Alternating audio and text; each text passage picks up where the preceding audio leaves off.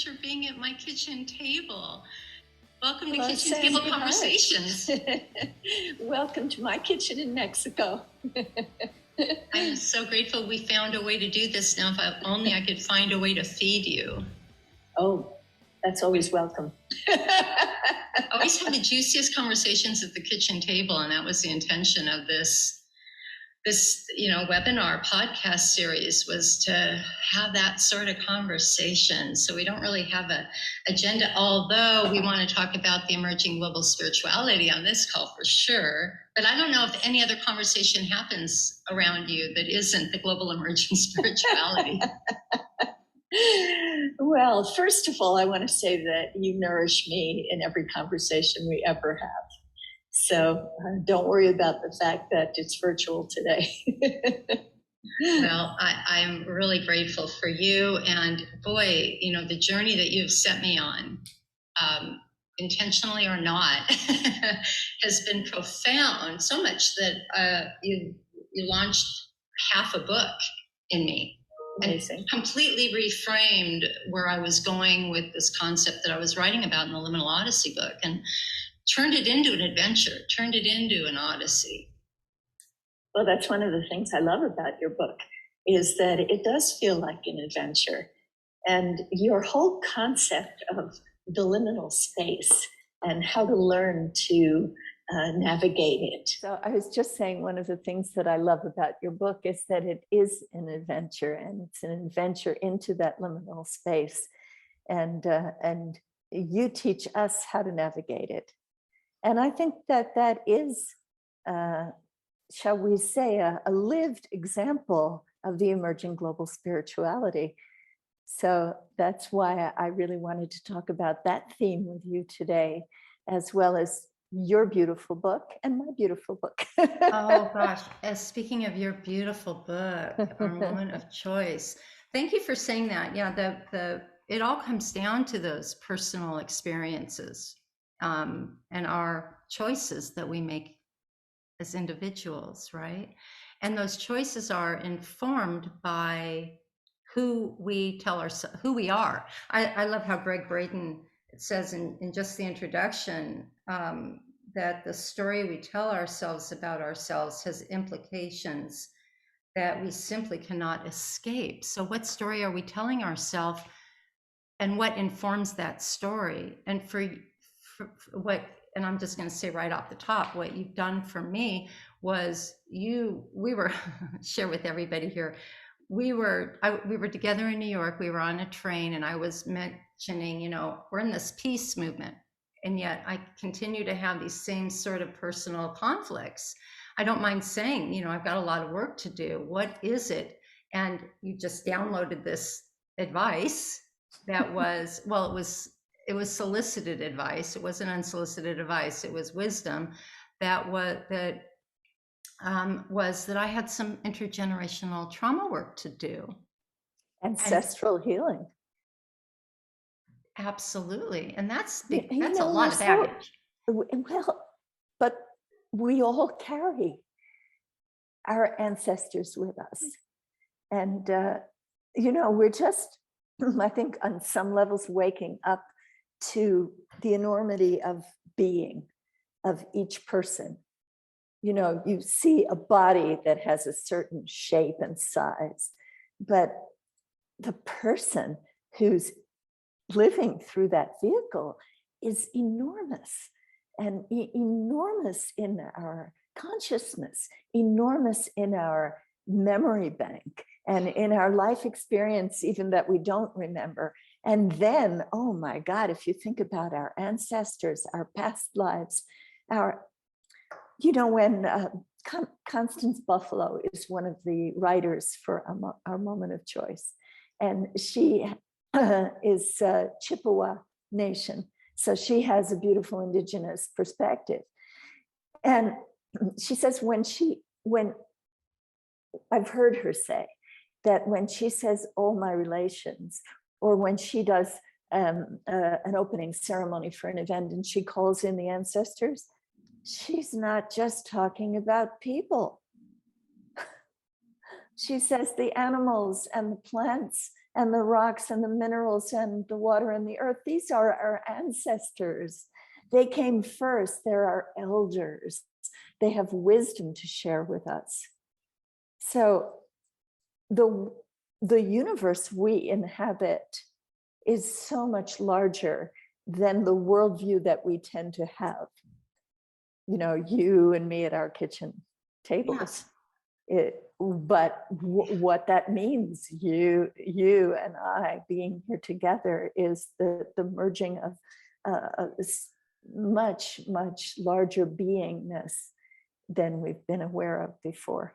And you said, in the opening, you said that it was about our individual choices. Right. And I think this is new, because I think in the past it was much more about the community's choices. And I don't think individuals have had the level of empowerment that we have right now in the society that we live in, for all of its challenges and errant ways. It does empower the individual to make choices. And that's a big responsibility. It's a big responsibility, and it's just the way it has to be. A community is made up of the sum of its parts, and we individually are the parts. A community and a culture actually is created by a collective agreement of the collective of the parts. So, and this is why collective prayer works. This is like what Dot Maver is doing, and all of these minutes of prayer and all these collective opportunities for prayer. Collectively, they physicists have even determined and proven that we reshape the universe with our collective thoughts.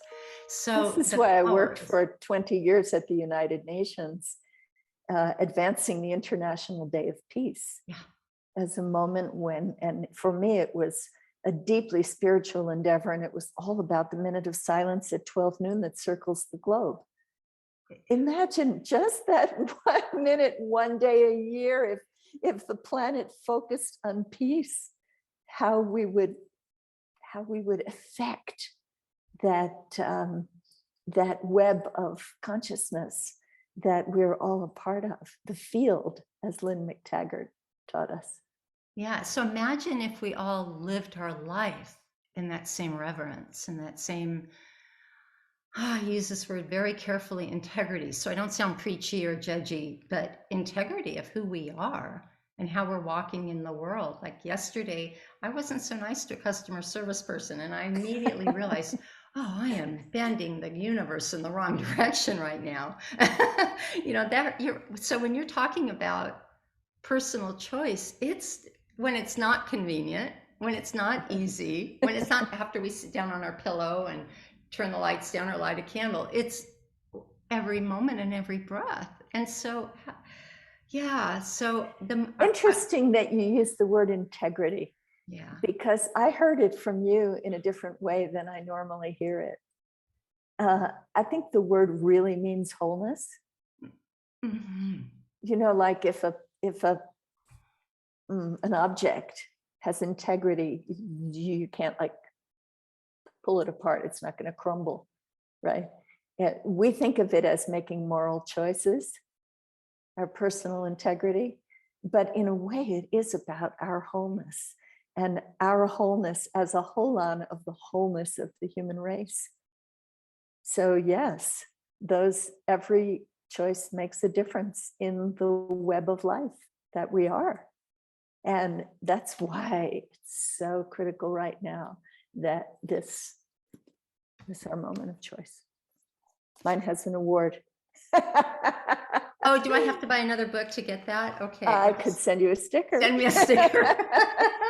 I love it. We were I know very someone who honored could send me a sticker. To win a Gold Nautilus Award. Brilliant. Gorgeous. Congratulations. Well deserved. This is 3 others. A masterpiece.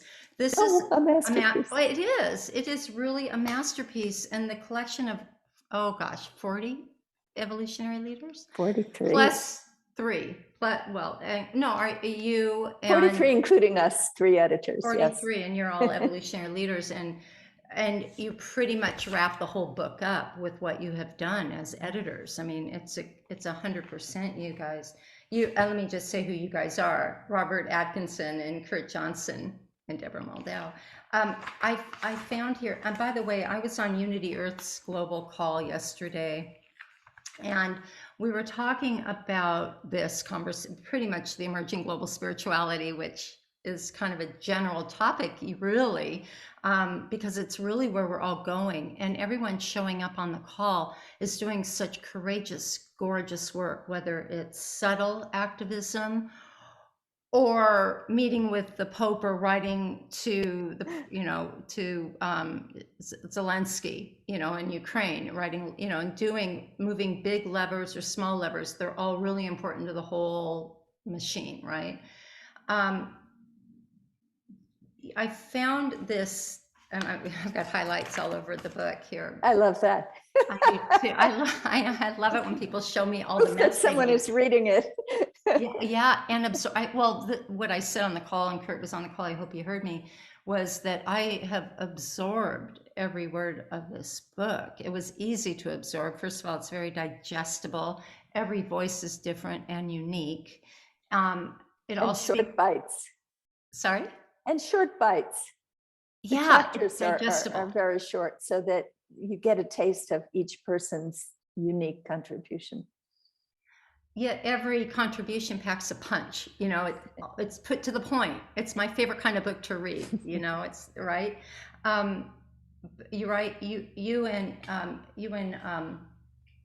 Diane Williams wrote the preface for this, and you write, "We believe that the evolution of consciousness happens when we make a commitment to lead our lives consciously, intentionally unleashing our greatest potential. We make this choice from moment to moment to drive evolution forward for the benefit of the whole," which is pretty much what we have. This pretty much sums up what we have said. But you also speak here to our greatest potential. And that is another thing that came up for me yesterday in our call, and that all these people doing all this extraordinary work all look so different from one another, just like every one of your contributors in the book. But we're all showing up in that passion, which Jean Shinoda Bolen calls our divine assignment, or our planetary assignment, our soul's purpose, our passion project, whatever it is. This is where we are best serving, when we show up in that way. And purpose is such a glorious thing to experience. Rather than simply leading life as it takes us day to day. Nothing wrong with that. We've all spent lifetimes doing that. And yet to feel that everything you do makes a difference, and that you're actually making a contribution to this transformation of consciousness that is happening through humanity right now, this evolutionary leap to a different kind of intelligence. This makes life worth living in a whole different way. And how do we remember in the moment when we see the news, when we don't take our eye off the piling on of crises, right? We can't. We're all compassionate people. We are aware of what's going on and all have an opinion of it. And how do you have a foot in both ponds? How you hold the vision for it's where the same pond. And thank you. The uncomfortable truth is that it requires a certain level of chaos to produce transformational level change. You have to upset the apple cart if the apples are all rotting. It's the disruption. It's the disruption. It has to happen. And it's so painful, and it's so heartbreaking to see what's happening in Ukraine, because the new consciousness says war doesn't work. It's just not part of our world anymore. We thought we were past it, that we realized that kind of destruction of, first of all, human life and the suffering that's being caused And then the destruction to the environment and even the man-made environment, everything that they built in Ukraine that's now in ruins, and it's just unimaginable. And you know, I hate to say this, but in a way it had to come to Europe to get our attention, because we've seen this kind of destruction. We watched it in Syria, and the world stood by and said, oh, that's too bad. You know, but we the Western world, it's come home to us, and we still don't know what to do about it, because we can't counter the violence with violence. That's not the new way. And yet, you know, our hearts are yearning for it to stop. Our prayers are daily. But there is that feeling that you were talking about of powerlessness in the face of all of this chaos and suffering and destruction. And it is so important to keep the light shining. That's our job. Right. Yours and mine.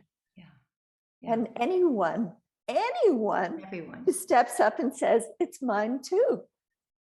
Yeah. And that's what one of the things that's really the beauty of this emerging global spirituality is, that people are stepping into it one by one. It's not about a charismatic leader who's saying, follow me. We have a lot of charismatic leaders, but no one person, there's no name to this movement. And yet people are stepping up and they're saying, oh, I want to read those books. I want to read Our Moment of Choice and get that inspiration from 43 evolutionary leaders. I want to read the Liminal Odyssey and get one woman's journey that I can relate to, where she talks about her setbacks and how she was able to step back into the space where she could change the course. Yeah, exactly. Thank you. The space we are in now, we are in a liminal space, and we're making it, we have to make it an odyssey. We have all of these tools and skills to navigate us through it. And how do we use them?